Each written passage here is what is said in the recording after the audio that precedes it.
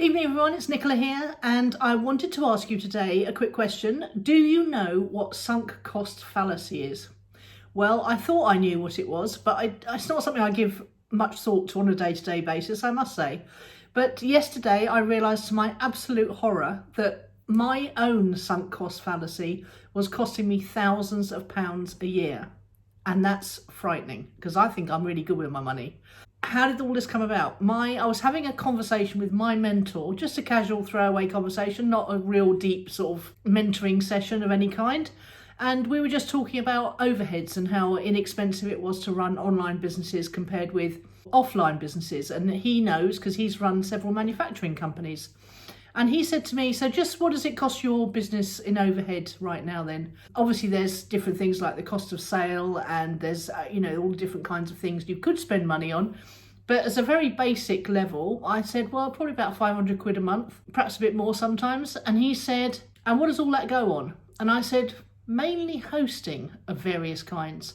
And he said, what do you mean? I said, well, like website hosting. He said, well, how many websites you got? I said, about 8. He said, and how many of those do you actually use? I said, well, 2 maximum. And I could use 1, I suppose. I said, but at least there's 2 or 3 others like on the boil, they're sort of maturing, coming out the sandbox at Google and all that sort of stuff. And he said, and are you really ever going to use them? And I said, well, it's more of a brain fart, really. I have a brain fart. I have a great idea. I secure the domain name. I do a bit of work on the website and then I leave it to sit in the sandbox at Google to see what happens with it and whether I want to come back to it. It scratches my itch and that's pretty much it most of the time. And he said, well, why don't you just get rid of it all? And I thought, oh my God, that's too scary for words. And he said, so we had a little silence, and he had a little silence because he's quite good at that. He waits for me to come round. I said, I suppose I could, because there's so many amazing tools now. I started making websites in 1995, 6. The internet was only about 3 years old. And I grew up with the whole thing of doing coding by HTML. And then I moved on to WordPress in 2006. I remember that specifically because one of our sort of mentors from America was talking about this thing called WordPress. And it made making websites so easy because you only had to do one menu and it changed it across the whole website. It was fantastic. I remember how exciting it was. And then I remember, when you were able to put audio and video on websites. So I really have been there right the way through. And I must admit, I love the technology. I love the new technology. But when it comes to things like automating things, I absolutely love that too. So I've got a whole system whereby if someone comes to my website, I can track them all the way through with Google Analytics. And then if they opt in to get one of my free gifts, they then get sent a series of automated email follow-ups. And I've got automation in the back end of my mailing list so that people get tagged depending on what they have. And I can send an email to any one person at any one time, depending on what sort of prospect score they've got, whether they're likely to become a customer or not, and where they are in that sort of product funnel. Because usually when people come in, they download something free, then they perhaps sign up for something low cost, and then they sign up for something higher cost. And I really sat and thought about it, and I thought people aren't doing that anymore. And the reason I thought that is because somebody popped up on a YouTube video the other day and just said, I really must book myself in for a consultation with you. What's your email address? And I had this moment of thinking, there's so many links in the descriptions of the YouTube videos, and that would take you to the website, then you could opt in for a book and, all this business, go through all that funnel. And she just wanted an email address so she could book in with a consult. And I thought, are all these funnels putting things in the way of customers? Now, this is a revelation for me because I'm steeped in all that automation. I've been neck deep in it for 20 years at least. And I just suddenly realised it could all go. Oh, that's a scary thought, isn't it? So what do you actually really need now? And over the last 24 hours, I've been putting the bare minimum in place. You need a social media platform, and you need to master 1 or 2 maximum. And you need to give value on that social media platform and get really, really good at knowing how it works. Then you need a URL, a domain name. You need a home online, really. And then you can then point that domain name wherever you like. So in my son's case, I bought him his domain name when he was born, and I pointed it his YouTube channel. My daughter, similarly, I bought her domain name and my ex-husband's as well, probably still paying for that. And no, I'm not really. And he has his pointed somewhere, she has hers pointed somewhere else. Doesn't have to be pointed at a website. Could just be pointed at a Calendly page where people can book straight in to talk to you. And just suddenly felt all those years and all that equipment and all that hosting and all those costs, more to the point, fall away.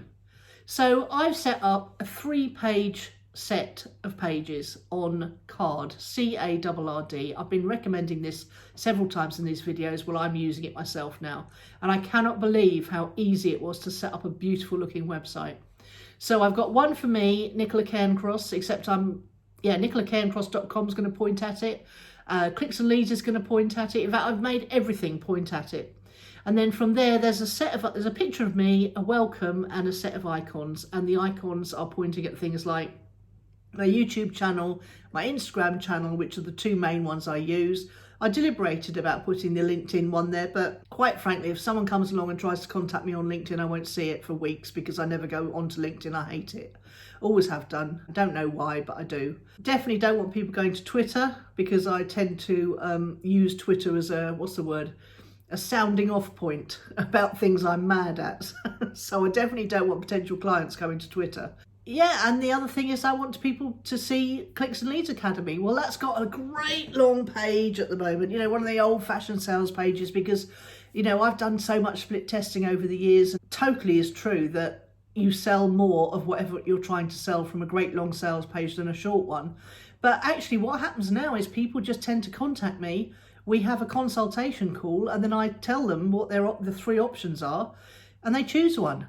So they never actually even see that great long sales page and all those testimonials and all those features and benefits and testimonial videos and all that stuff. And then I had a thank you page and that's it. To be fair, I've got a shopping cart, which I paid I paid, I don't know, 600 quid for a lifetime membership for. So I'm still using my Thrive cart. But you could use Gumroad. Gumroad's a way of doing, or Patreon. That's another way of taking money online. Substack will let you have a subscription. You can have free subscribers. What about my mailing list? Oh my God, that was the hardest thing to give up because the thought of not being able to reach my customers and prospects and know at a glance, what they've had, what they've seen, all that stuff. But really, I don't think it's making any difference to my sales nowadays. I think, like I say, people just pick up the phone or pick up or write an email and just come straight through. So I've let go of that too. Now that was costing quite a lot of money. My hosting for all my websites was costing quite a lot of money. I'm pretty sure things are going to break and I'll have to repair things on the fly as I go, but not too difficult, I don't think. If someone wants something, I can email it to them. I mean, it feels terrifying to say this. I'm looking casual, but I'm not feeling very casual. But I think I've just taken my monthly outgoings down from over £500 a month to about £20 a month. Which is incredible, isn't it, when you think about it? I cannot believe how much Card charge. It's something like $19 a year to do all the stuff I need. That's madness, madness. I was paying over $1,000 a year for hosting. And that's just on one thing, that's just my websites.